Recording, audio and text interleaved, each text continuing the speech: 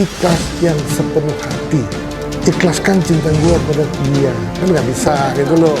Udah dibelikan karena atas sama, harusnya kan atas sama saya kan. Kita akan memikirkan itu terus. Nah itu membawa penyakit kan.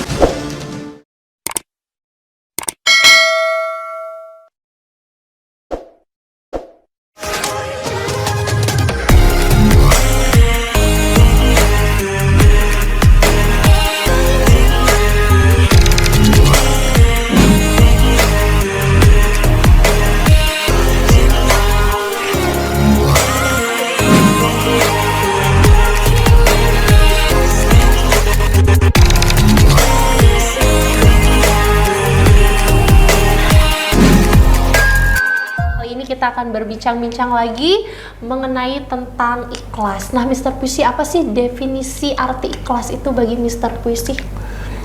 Ikhlas, ya, ikhlas. Nah, itu ikhlas itu tidak bisa didefinisikan, tetapi bisa diucapkan dan bisa dipraktekkan yang itu yang langsung menyangkut ke hati. Ikhlas itu adalah kata-kata yang sangat sakral. Kalau hati kita ikhlas, kita pasti sehat sejahtera. Nah ini paling penting. Kalau misalnya kita nggak ikhlas, kita bisa sakit, bisa memikirkan sesuatu yang tidak perlu dipikirkan. Karena kita tidak ikhlas. Kalau kita ikhlas, semuanya plong. Bersih ya. Udara yang kotor pun tidak kelihatan kotor, terasa bersih. Nah itulah sebetulnya ikhlas itu apa sih artinya ikhlas? Ikhlas itu sulit didefinisikan. Karena apa? Ikhlas itu hanya ada di dalam hati kita dan dimiliki oleh kita, oleh diri kita masing-masing. Karena apa? Ikhlasnya saya belum tentu sama dengan ikhlasnya kamu. Kalau misalnya ikhlasnya saya jauh lebih dalam, jauh lebih berarti. Mungkin ikhlasnya Cika, ikhlas yang separuh-separuh. Nah, ikhlas yang paling benar, yang paling baik untuk kita bisa hidup bahagia adalah ikhlas yang sepenuh hati, yang betul-betul datang dari relung hati kita yang paling dalam dan tidak dibuat-buat. Nah, itu pasti kita akan menyebabkan kita hidup sehat dan sejahtera. Ikhlas artinya sehat sejahtera, menurut saya. Itu loh, menurut saya gitu. Oke. Jadi kalau misalkan berbicara tentang ikhlas, apakah nanti misalkan Mr. Puisi mempunyai pacar, jika pacarnya diambil, Mr. Puisi juga ikhlas? Nah, ini beda. Ini beda. Oh, ini beda. Kalau misalnya pacar kita dia hilang, kalau kita ikhlas justru salah. Justru itu yang menyebabkan bisa timbulkan penyakit, menyakiti diri kita sendiri. Maksud saya begini loh, ikhlas itu tidak menyerahkan sesuatu kepada orang lain yang tidak tepat gitu loh. Misalnya gini, oh kamu punya sesuatu yang sangat sangat berharga, misalnya anak kita sendiri mau diambil, kita ikhlas. Nah, tapi kalau kita memang ikhlas anak kita diambil orang, nggak apa-apa. Tetapi biasanya kalau anak diambil orang, tidak mungkin hati kita ikhlas 100%. Itu lebih baik jangan. Nah, itu akan membuat suatu penyakit, akan membuat sebuah stres jangka panjang, itu bisa justru menyakitkan. Nah itu yang namanya ikhlas, artinya gini, kita memberikan sesuatu kepada orang harus ikhlas sepenuh hati tanpa pamrih. Nah itu namanya ikhlas. Nah kalau misalnya contohnya itu kan pemberian kita secara baik-baik, pasti ikhlas. Ada juga yang dikatakan misalnya kita punya sesuatu, ya kan? Kita punya sesuatu. Misalnya punya pacar gitu ya, pacar diambil orang lain, kita nggak bisa kita ikhlaskan itu, berarti kita nggak sayang pada anak itu kan. Nah, yang maksud saya begini, kalau kita ditipu orang, misalnya kita ditipu orang, berapapun jumlahnya, ditipu orang, saat awal kita pasti marah, dan benci orang itu. Tetapi apabila kita bisa mengikhlaskan sesuatu yang diambil secara nggak halal oleh orang itu, ikhlas 100%, ikhlas luar dalam, penuh kejujuran, penuh dengan rasa ikhlas 100%, maka tidak akan menjadi pikiran barang itu yang hilang, kita ikhlaskan. Kita hidupnya akan sehat karena tidurnya nyenyak. Nah, tapi kalau misalnya sesuatu barang kita diambil orang, kita nggak ikhlas, ngomongnya aja ikhlas, ya udah saya ikhlaskan deh. Tapi pikiran kita masih mengganjal, di hati kita udah ada, itu menyebabkan kita nggak bisa tidur, kemudian stres, lama-lama kita bisa sakit. Nah, untuk apa sakit? Kita harus berani mengikhlaskan kepada orang yang ingin mengambil barang kita, justru membuat kita bahagia dan sehat. Belum tentu orang yang mengambil barang itu akan menjadi kaya dan hebat. Justru dia mengambil barang orang, dia akan suatu saat akan jatuh miskin. Nah itu loh. Nah itulah artinya ikhlas itu memang sangat sulit untuk diterjemahkan gitu loh. Itu loh. Oke. Mr. Puisi, apakah kita harus melakukan sesuatu dengan perasaan yang ikhlas? Itu harus, gitu loh. Jadi, tapi kalau misalnya untuk hubungan antara orang baru pacaran gitu ya, kan nggak bisa misalnya Cika dengan pacarnya bilang, aduh, gua ikhlaskan cinta gua kepada dia, kan nggak bisa, gitu loh, nggak bisa. Tapi kan Cika ini punya pacar sekarang, pasti akan menilai ini orang baik nggak, masa depan kita bagaimana, orangnya baik. Kalau merasa sudah yakin bahwa nih, saya ikhlaskan cinta dia untuk dia, nggak masalah. Nah itu loh, yakin dulu, kita ikhlaskan cinta dia bahwa ikhlas ini akan membuat kebaikan ke kemudian hari, itu pasti baik untuk mereka berdua gitu. Tetapi kalau ikhlasnya itu setengah-setengah, lebih baik jangan. Kita cari yang lain, gitu loh. Oke, tangan dulu. Oke, apa saja keikhlasan yang bisa diciptakan dalam hubungan percintaan? Dalam percintaan ini kita harus ikhlas dalam penilaian pacar kita ya. Misalnya ikhlas dan dan jujur. Jadi artinya gini loh. Kalau kita udah mencintai seseorang dan tahu bahwa orang itu pasti tidak akan mengkhianati kita, kita ikhlaskan pikiran kita yang sehat ini untuk dia, bahwa dia tidak akan tidak akan mengkhianati kita. Karena apa? Kita udah tahu bahwa dia nggak akan mengkhianati kita. Contohnya gini, kalau kita nggak ikhlas, selalu mencari-cari kesalahan, misalnya punya HP kita cek, berarti kan nggak ikhlas, ya kan, mencari-cari. Nah, belum tentu. Justru kalau kamu punya cara tuh kepo, dikit-dikit cari, justru akan menimbulkan malapetaka nantinya. Kita ikhlaskan kepada dia bahwa pikiran kita bahwa dia pasti baik dan jujur terhadap kita. Maka kita tidak pernah memikirkan, wih, cowok gue kemana ya, sama siapa ya, terus ngapain ya, ceweknya gimana, siapa, kepo. Kita nggak bisa tidur, justru kita akan menyakiti diri kita sendiri.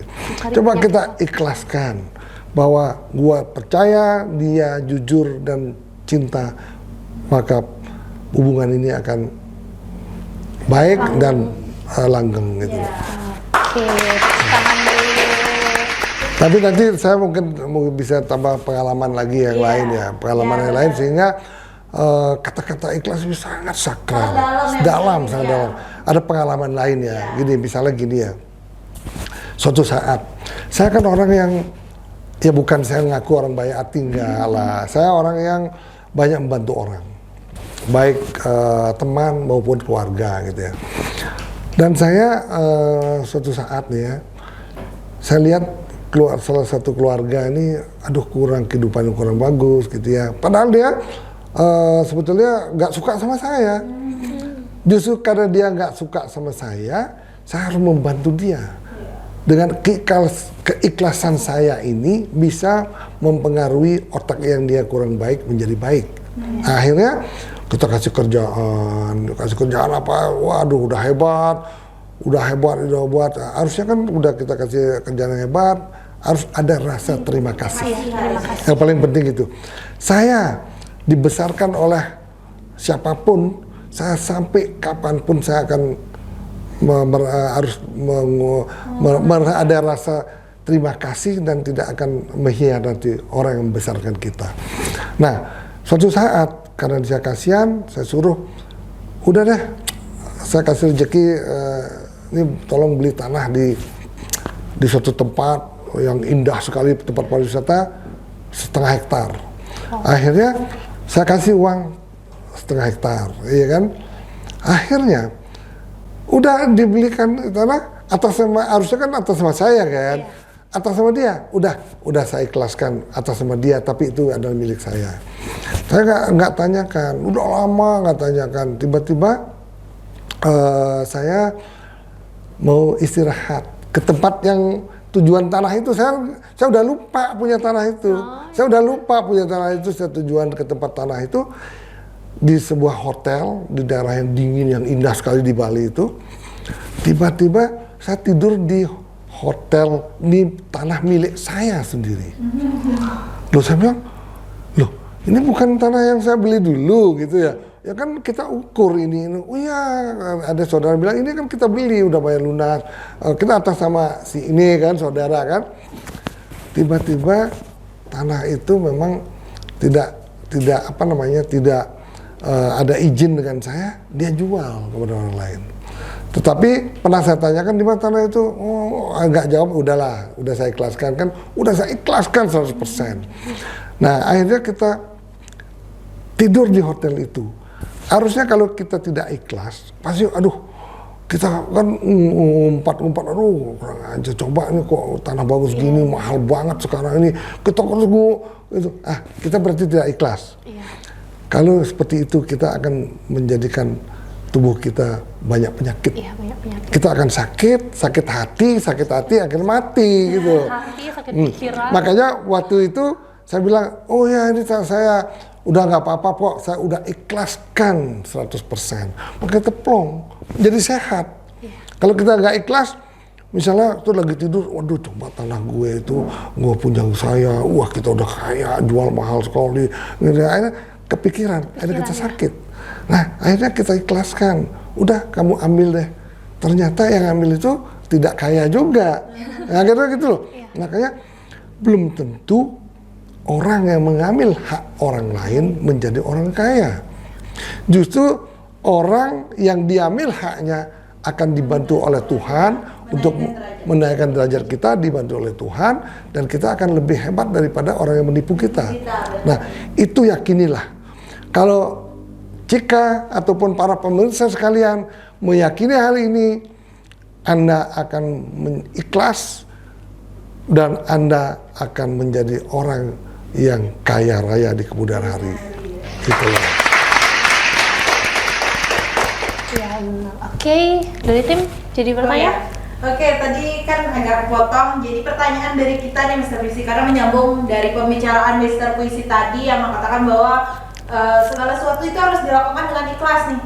Tapi pada nyatanya nih Mr. Puisi, ada memang kata-kata yang menyebutkan bahwa ikhlas tanpa pamrih. Nah, itu kata-kata yang udah tertanam dari kita, bahkan dari kecil pun udah tertanam. Kita harus melakukan sesuatu dengan ikhlas tanpa pamrih. Nah, tapi kenyataannya nih Mr. Puisi, ketika kita menolong orang, ketika kita memberikan orang sesuatu, tapi nyatanya kita meminta balasan terima kasih. Itu sering banget terjadi, saya khususnya. Ketika saya melakukan sesuatu, tapi nyatanya orang itu tidak memberikan impact kepada saya berupa terima kasih, itu menjadi sebuah hal yang menjanggal kayak gitu.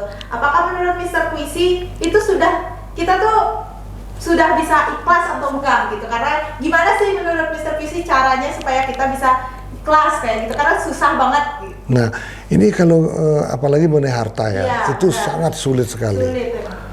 Kalau mengenai cinta, kita putus, udah kita ikhlaskan, mudah, kita cari lagi. Gitu. Tapi kalau harta diambil orang, kita ikhlaskan, sulit sekali untuk mengikhlaskan ini. Karena kita nggak mungkin bisa cari lagi gitu. Iya benar. Tetapi jangan salah, kalau barang kita diambil orang, kita bukan menjadi lebih miskin. Apabila kita ikhlas 100%, kita akan lebih hebat daripada orang yang mencuri barang kita. Nah, caranya gimana? Caranya bagaimana? Caranya itulah kita harus punya. Nah itu sebetulnya bisa bisa dicari.